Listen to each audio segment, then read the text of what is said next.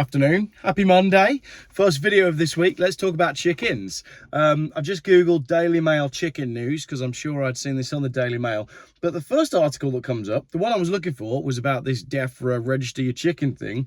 But the first one that comes up says influencer forced to issue a grovelling apology after she fed a crocodile an entire roast chicken in the far north. Let's have a quick look at what that one's all about, because that sounds crazy. No, I don't want any notifications. No, I don't want any of your cookies. Well, roast chicken. What on earth is going on here? An influencer who boasted about feeding an entire roast chicken to a crocodile has been forced to apologise after she was roasted online for the dangerous act, and she's now facing $26,000 in fines because of the now deleted video where she claimed to have fed a saltwater crocodile on the banks of the Russell River. Is it not legal to is it like seagulls? I thought it'd be a good idea to get a whole cook and feed it to one of the crocs. But apparently it's not legal to feed saltwater crocodiles.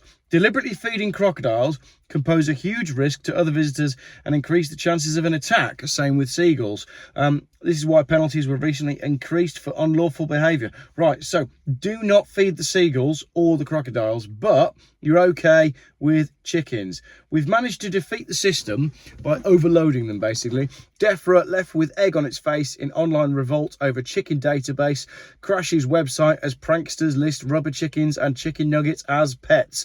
People who keep chickens in their gardens now face prison and large fines if they fail to register them under strictly rules brought in to tackle bird flu. Was it brought in to tackle bird flu, or was it brought in to tackle people who are trying to be self-sufficient? But within hours of the new government database going live on the 1st of October, protesters and pranksters managed to crash its website by listing as pets everything from rubber chickens to chicken nuggets. The controversial clampdown, which also applies to keepers of pigeons, ducks, geese and birds of prey, but not crocodiles, has been introduced as part of a UK-wide effort to prevent bird flu. Outraged by the petty regulations, several posted images of birds they had just registered, mostly wrapped in plastic with cooking instructions attached. Yes, I love it. One commentator on X registered himself dressed in a chicken costume, and another observed all the people who tried to register their roast chickens from Tesco have managed to crash the DEFRA website and now it's not working. It's not big or clever. Stop sniggering. It's not big and it's not clever, but it is funny and it is the right thing to do. Last night, the site was still suffering technical problems. One smallholder in County Durham, who asked not to be named, said, "This is just petty bureaucracy gone mad. I keep a small flock of crocodile chickens on my allotment for their eggs. I move them indoors at great expense during the recent bird flu outbreak, and there's never been a problem with this. I know other keepers who say they'd be prepared to move the few birds they own into their loft to avoid detection rather than registering them." What's your chicken called? Anne Frank. Why is your chicken called Anne Frank? Don't ask. The policy aims to stop the spread of avian flu, which led to millions of birds being killed in 2021 after 360 cases were detected. Government officials stress any punishment for non-compliance will be proportionate. 360 cases of avian flu was detected, so they killed millions of birds, but lots and lots of people have died suddenly, and nobody wants to talk about what might or might not be the cause. Interesting. Pigeon fanciers also fear the application process will criminalise their hobby. What are you in for? Drug dealing. What are you in for? I kept a chicken without telling anyone. It's just insane, isn't it? The registration form asks amateur enthusiasts. You an amateur chicken enthusiast or a professional? I see myself more as a professional chicken enthusiast, to be honest. I'm just amateur. Hoping to go pro next year when I get sponsored for keeping chickens. They have to say whether they are a zookeeper, a farmer, a rescue centre, or just a hobbyist. And the location and species of each bird. Oh, this is funny. I'm an amateur enthusiast zookeeper, and my chicken called Anne Frank lives in the attic.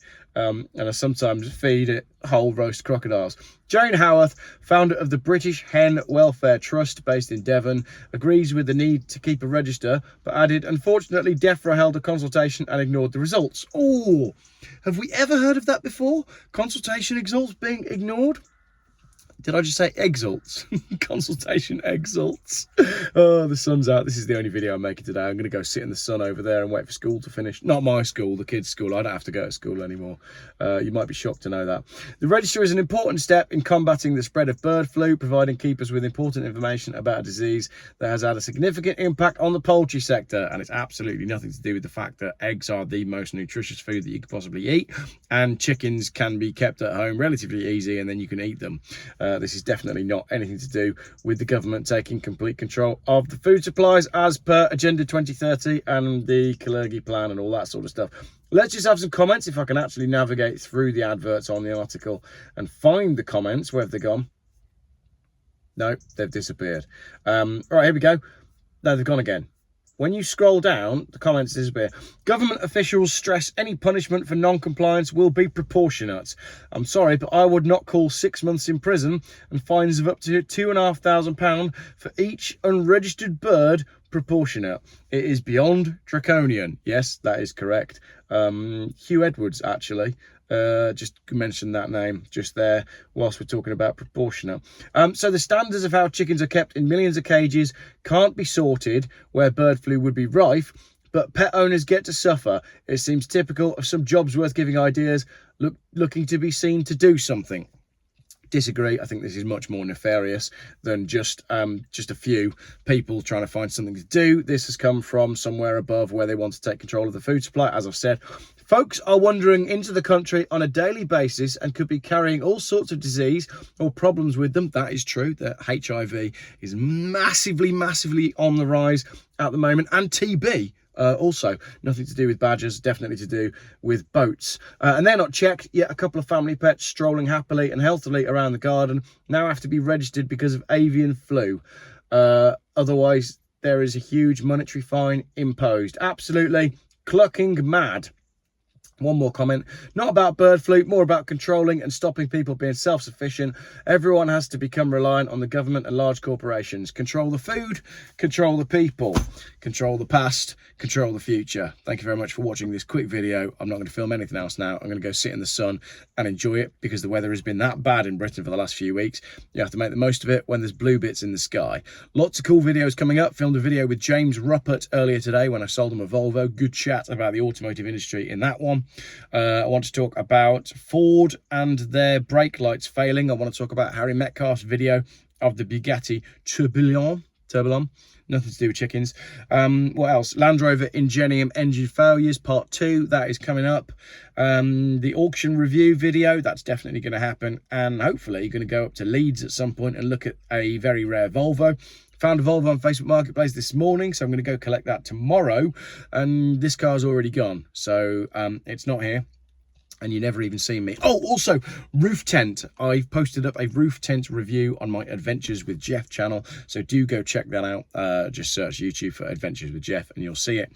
That was the pre-review, but as soon as I've given the roof tent back and waved goodbye to the person and said thank you very much, then I can post my actual review of the roof tent and tell you what I actually thought of having a roof tent. £2,000 the roof tent was, and I had it on a car that cost me £1,000. What do I think of roof tents? Totally pointless. Thank you very much for watching this video.